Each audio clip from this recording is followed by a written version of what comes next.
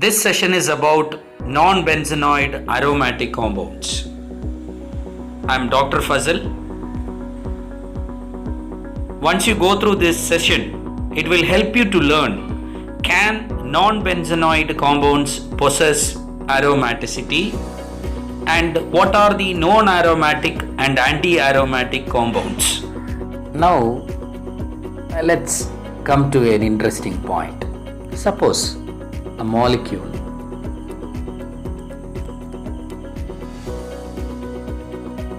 which is this molecule? This is not benzene, this is called cyclohexadiene. It does not have third pi bond.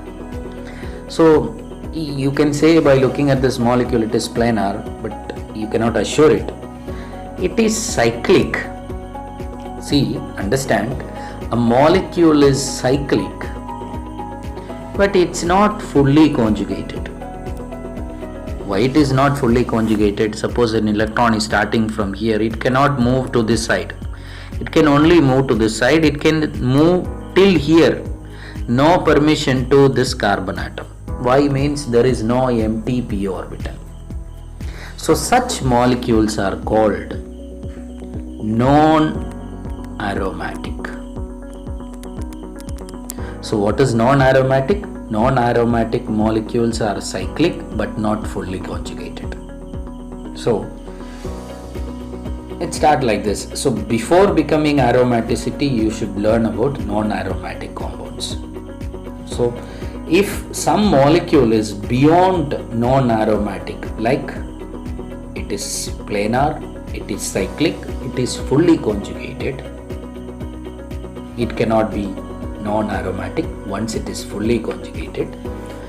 So my question is, if a molecule is cyclic, fully conjugated, is it necessary that molecule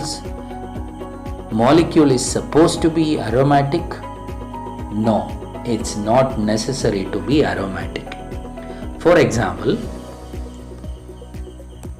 if you take this molecule, so this is cyclobutane according to the nomenclature. It is cyclic. You can write the planarity at the end only, because it looks like planar but it's not planar. Cyclic. It is fully conjugated,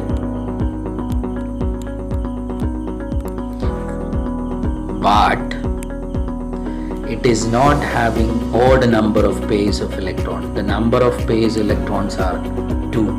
It is even number of pairs of electrons. So if a molecule is cyclic and fully conjugated, Haeckel has given in his language, it is like this: if there are 4n pi electrons, please understand the difference when I am saying odd number of pairs of pi electrons. That's how I said pairs of pi electrons.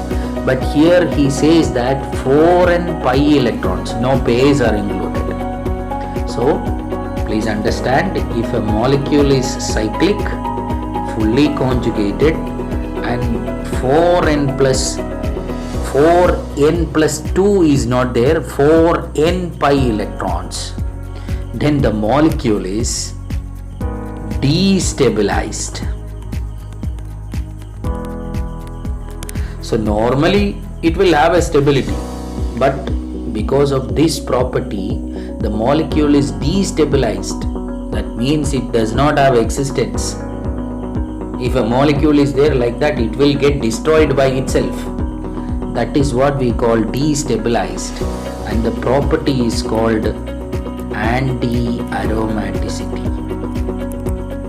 Best example is cyclobutadiene. So hope you understood what is non-aromatic, what is aromaticity, and what is anti-aromaticity.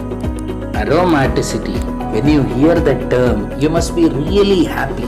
It that is something to be celebrated. Happy, because you get more peace and more happiness.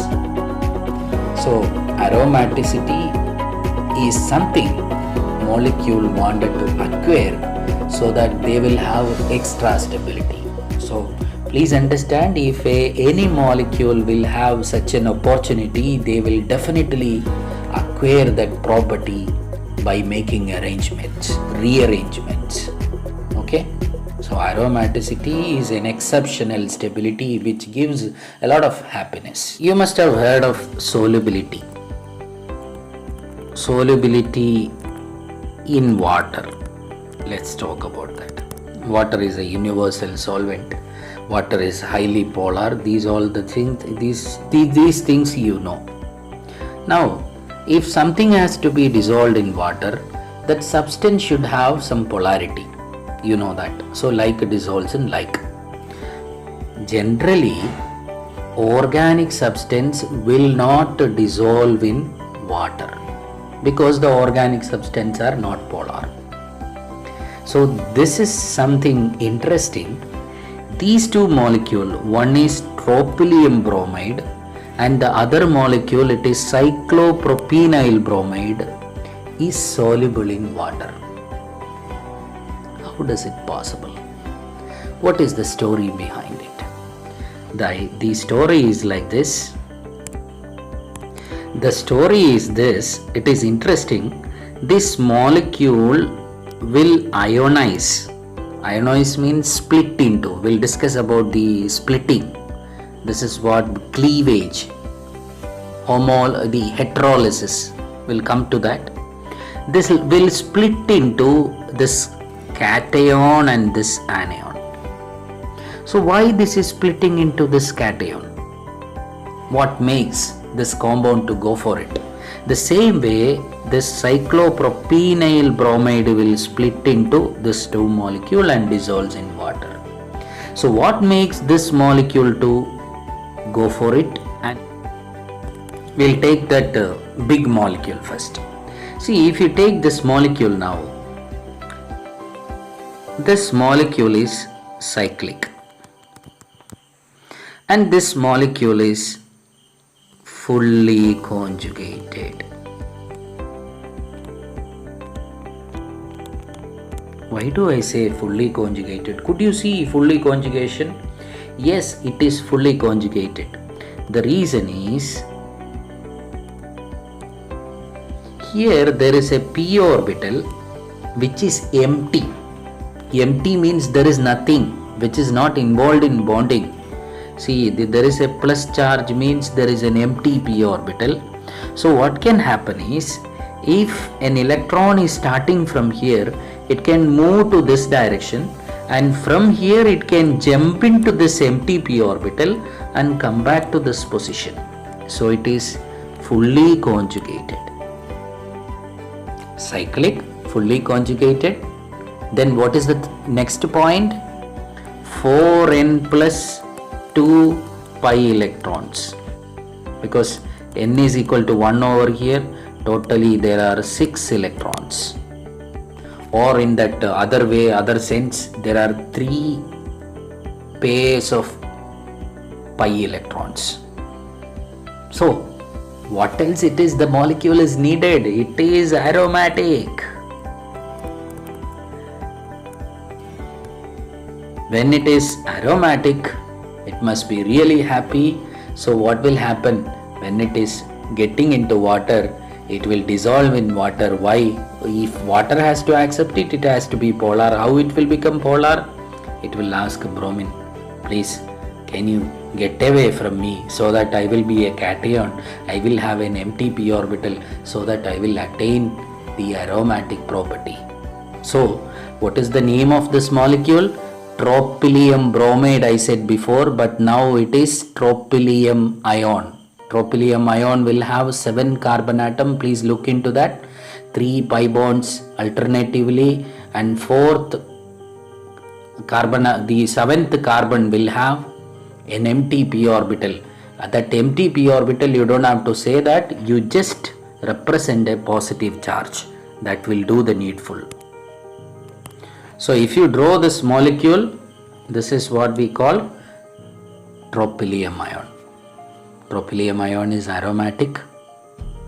And let's see what is cyclopropenyl bromide. What has happened? This is cyclopropenyl cation. After bromine is out, with its pair of electron, Br minus is out and there will be a positive charge. See this molecule, this is cyclic, fully conjugated, because if an electron starting from here, it can reach over here through this empty p orbital. So fully conjugated, and it is having, according to Huckel's rule, 4n plus 2 pi electron. So this molecule also aromatic. I could see that you're all clapping because of happiness. Now see this molecule. It is cyclopentadiene. This is the molecule. So is it possible for this molecule to attain stability? So this molecule is little acidic. It looks very strange and surprised, because normally hydrocarbons are not acidic, but this molecule is acidic. What do you mean by acidity? Suppose if you take HCl, HCl give H plus plus Cl minus. Means it has the ability to give a protons out. So if it is acidic, let's see what compound will be given. See this molecule, one hydrogen in presence of, let us take OMe, methoxide. This will absorb this proton and this pair of electron will be here. So you get a structure like this. So now the name of this structure is cyclopentadienyl anion. It's not cation. Before we have discussed about cyclopropylium cation and tropylium cation. Now this is anion. Why it is more interested to go for an anion? See here, if you count, it has got 2 pi electrons. If it is having 2 pi electron, it is for lows only. It will be destabilized. But if it is getting one carbon atom movable, like it has to be fully conjugated, through that p orbital the pi electron could move, number one, and number two, if there is a pi electron, it could be aromatic. See, this molecule is cyclic. This molecule, when there is a negative charge over here, it is on this p orbital, a pair of electron will be there in this p orbital.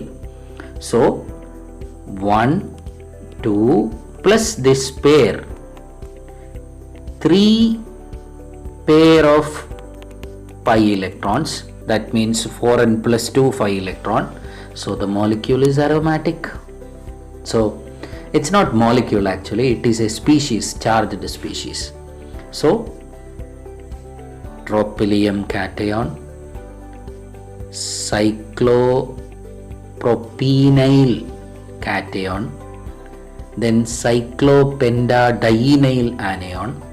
These are the three species, they are aromatic. There are two more molecules in your syllabus. One is pyridine. The pyridine is aromatic. Let us analyze according to Huckel's rule.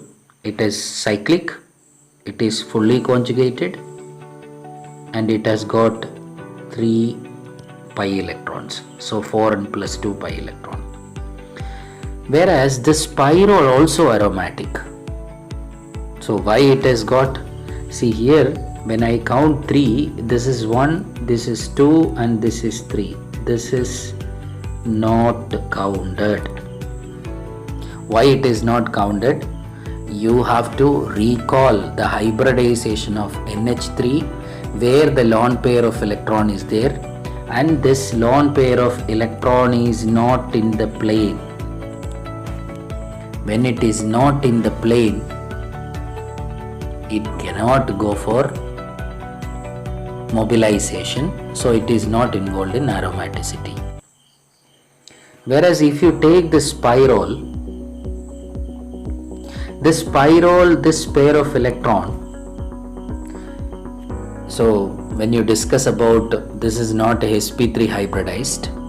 Why it is not sp3 hybridized? The molecule is aromatic. When the molecule is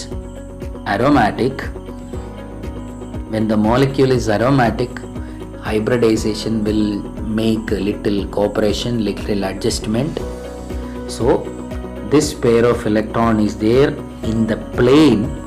When it is in the same plane, then only this pair of electron can take a round along the molecule. Please understand, pyrrole is aromatic and pyridine is aromatic. Here in pyrrole, the lone pair on the nitrogen is involved in aromatic. In pyridine, the lone pair on the nitrogen is not involved in aromaticity. That's what you have to learn about the aromaticity. So I have one more question, that is, what is aromaticity, what is anti-aromaticity, and what is non-aromatic compound? Explain with